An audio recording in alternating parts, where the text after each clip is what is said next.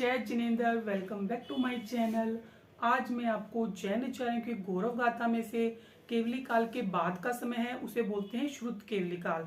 तो श्रुत केवली काल के प्रथम और वीर शासन के तृतीय प्रथर आचार्य प्रभव स्वामी के विषय में सुना रही हूँ।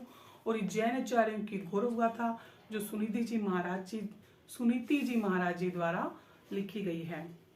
तो जो प्रभव चोर थे, प्रभव जो एक चोर थे, डाकू थे, उन्होंने साधु बनने का निश्चय कर लिया था। इतना बड़ा निश्चय, किसकी भावना कब कैसे पलट जाए, उनकी जिंदगी में क्या ऐसा मोड़ आया कि वो चोरों के संग में चले गए, और क्या ऐसा मोड़ आया कि वो चोर से साधु बन गए, ये आपको इस पूरी वीडियो में मैं शेयर कर रही हूँ। वीडियो को पूरा देखें, बिल्कुल भी स्किप न करें। इन कहानियों से हमें हमारे जीवन में भी कुछ न कुछ प्रेरणा मिलती है। इनका जो जन्म हुआ विंध्याचल की तलहटी में, जयपुर नाम के एक राज्य में इनका जन्म हुआ। और इनके पिता महाराजा विंध्य थे और इनके एक लघु भाई थे जिनका नाम सुप्रभ था। इनके पिता ने किसी कारण से इन पर रुष्ट होकर, पिता जो है नॉर्मल नाराज होते हैं, तो इस कहानी में भी रुष्ट होकर उन्हें राज्य का उत्तराधिकारी न बनाकर छोटे भाई को बना दिया। और इसी बात से नाराज होकर ये जो है चोरों के काफिले में जाकर मिल गए।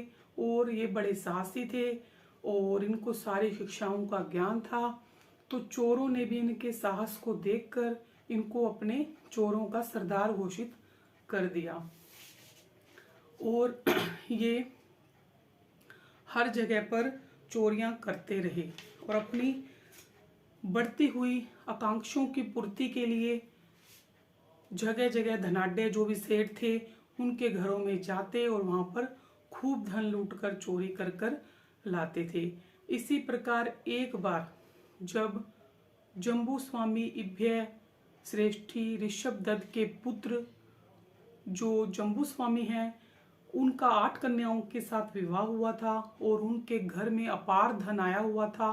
96 करोड़ सुनैया उन्हें दहेज में मिली थी। तो इन्होंने उनके घर पर चोरी करने का निर्णय किया। रात को वो उनके घर पर पहुंच गए और उनके पास 2 विद्याएं थी।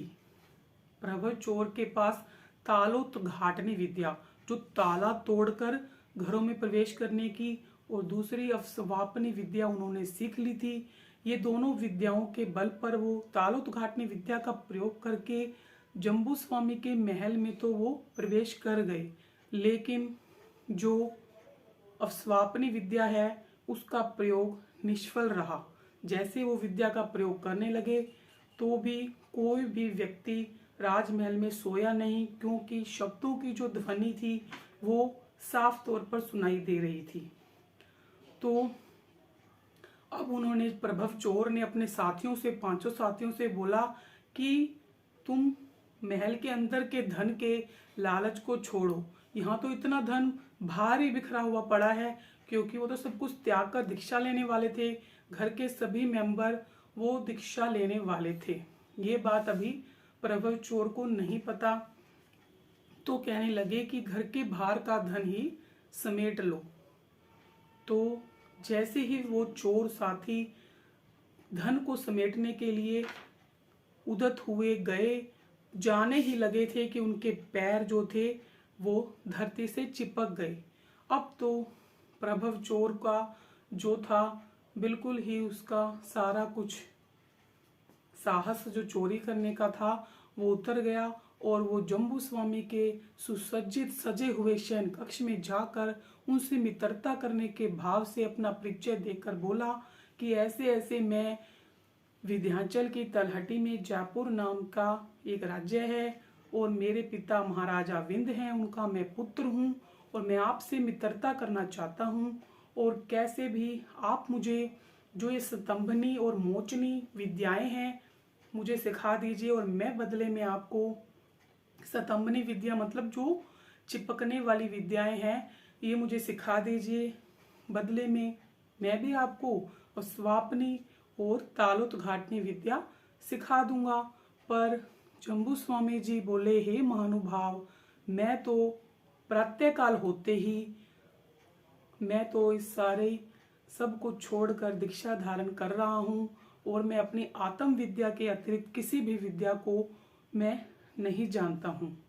इस प्रकार के निर्मोहक और निष्प्रियता वाले जो शब्द उनके मुंह से सुने तो प्रभव नाम का जो चोर था, चोर डाकू, वो उनको विस्फारित नेत्रों से देखता ही रह गया। जैसे ही उन्होंने उसे इस प्रकार देखा कि क्या ओहो, इतने यौवन व्यय में, और अभी अभी इनका विवाह हुआ है आज ही, और वो भी 8 कन्याओं के साथ, देव कन्याएं लग रही हैं सब, और इनको छोड़कर मतलब इनके प्रति बिल्कुल भी ये लिप्त नहीं है, निर्लिप्त भाव से दीक्षा लेने को तैयार है।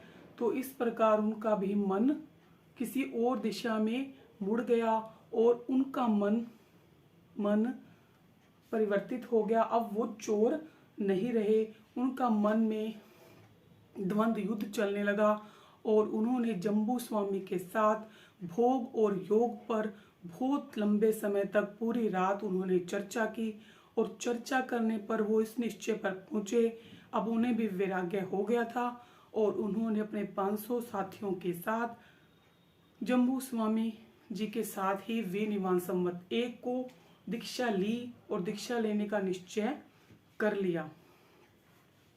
और जम्बू स्वामी की जो माताएं हैं और उनकी 8 पत्नियां, उनके भी माता पिता, और इस प्रकार से 500 चोर, 527 दीक्षा और प्रभव स्वामी को मिलाकर 528 दीक्षाएं हुई।